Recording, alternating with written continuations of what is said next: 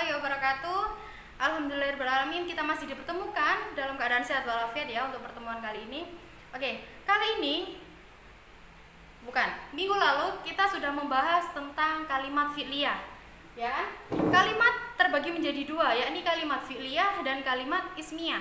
Kemarin kalimat fi'liyah kita sudah membahas, yakni kalimat yang terdiri dari fi'il dan fa'il. Oke, kalimat fi'liyah ada yang ditanyakan? Apabila ada silahkan kontak WA Ustadzah ya, supaya Ustadzah langsung jawab.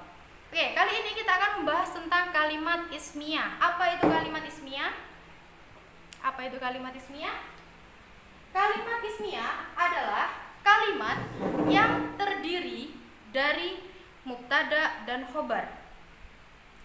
Kalimat yang terdiri mubtada dan khobar.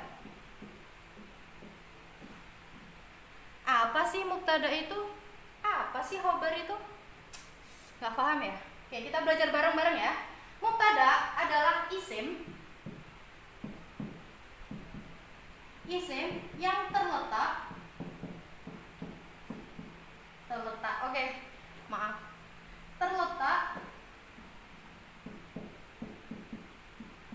di awal kalimat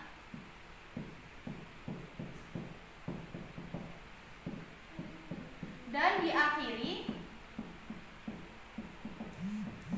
harakat dhammah. Mubtada adalah isim yang terletak di awal kalimat dan diakhiri dengan harakat dhammah.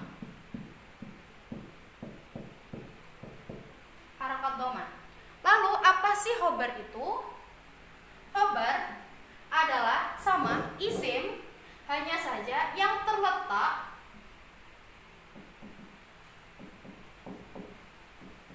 setelah mubtada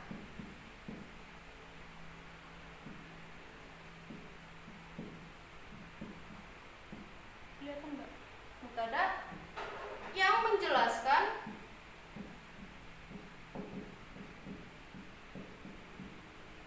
keadaan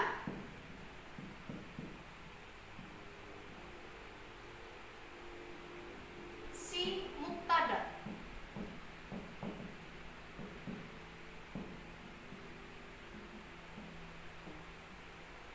Dan dia diakhiri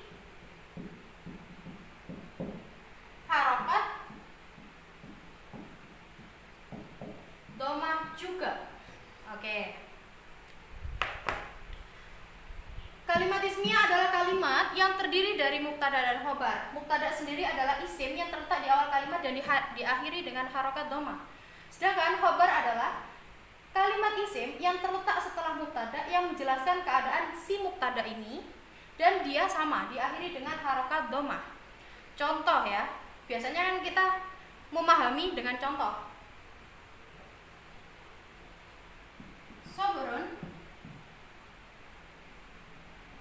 Sabrun jamilun. Oke, sebelumnya Ustadzah ungkit lagi ya. Ketika kalimat fi'liyah adalah kalimat yang terdiri dari fi'il dan fa'il. Jadi kalimat itu menjelaskan tentang sebuah pekerjaan. Tapi khusus kalimat ismiyah ini dia tidak menjelaskan kalimat pekerjaan apapun itu. Jadi seperti ini, sabrun jamilun. Sabrun artinya sabar. Jamilun artinya cantik, ganteng, rupawan, bagus, dan semuanya. Jadi sabar adalah bagus.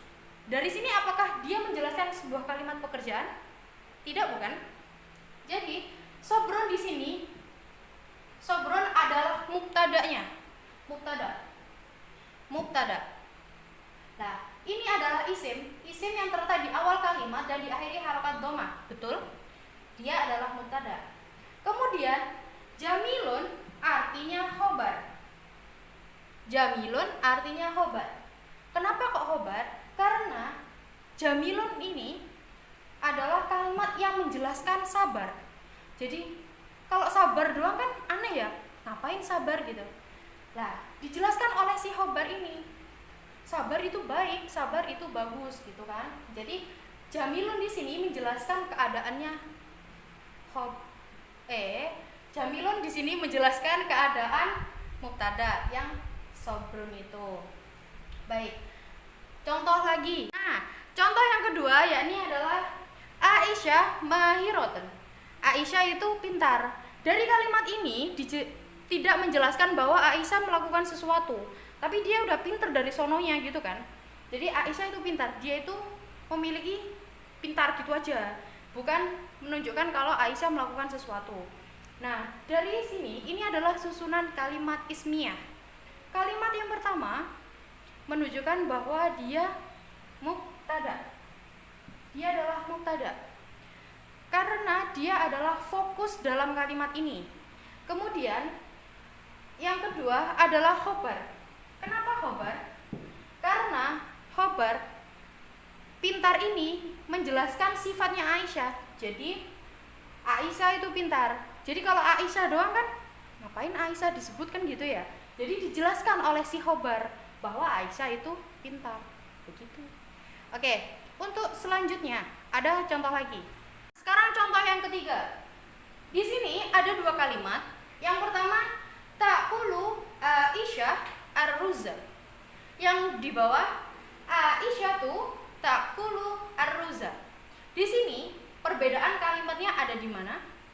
Ya, Aisyah dioper dengan ya ta'kulu. Ta'kulu artinya sedang makan. Aisyah tuh Aisyah, ar-ruza nasi. Jadi Aisyah sedang memakan nasi. Oke. Kalimat ini menunjukkan kalimat fi'liyah. Kenapa? Karena dia diawali dengan fi'il. Dia diawali dengan fi'il. Kemudian dilanjutkan dengan fa'il.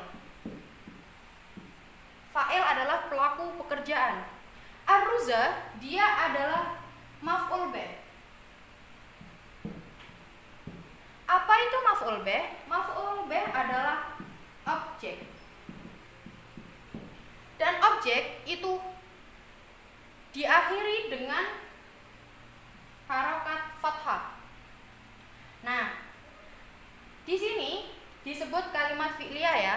Jadi kalau suatu saat nanti Ustazah bikin soal di mana soal itu akan diacak dan kalian harus menyusun kalimat itu menjadi kalimat fi'liyah, maka kalian harus mengawali dengan fi'il. Ingat, fi'il ada 3, fi'il madhi, mudhari, dan amar. Silakan kalian pahami ciri-ciri dari setiap fi'il tersebut. Kemudian dilanjutkan oleh fa'il. Fa'il adalah pelaku pekerjaan. Kemudian dilanjutkan lagi dengan maf'ul bih.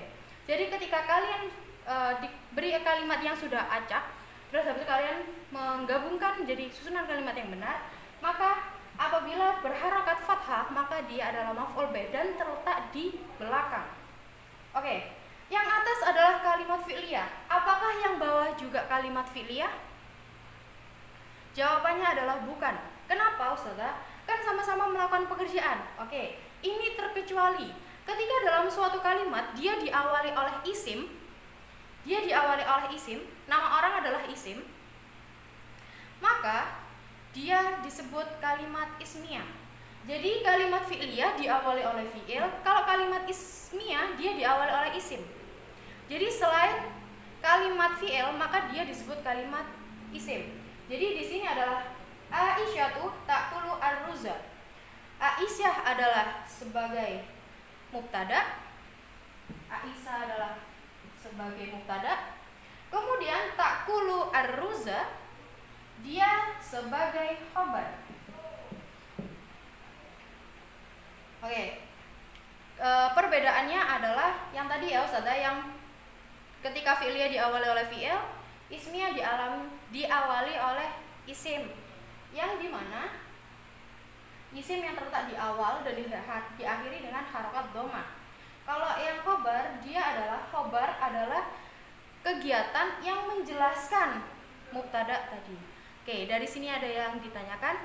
Apabila ada yang ditanyakan, silakan langsung chat di Google Classroom. Apabila butuh jawaban cepat, silakan chat via WA ke Ustazah ya. Mungkin itu yang bisa Ustazah sampaikan pada pertemuan kali ini. Semoga bermanfaat. Akhirul kalam, wassalamualaikum warahmatullahi wabarakatuh.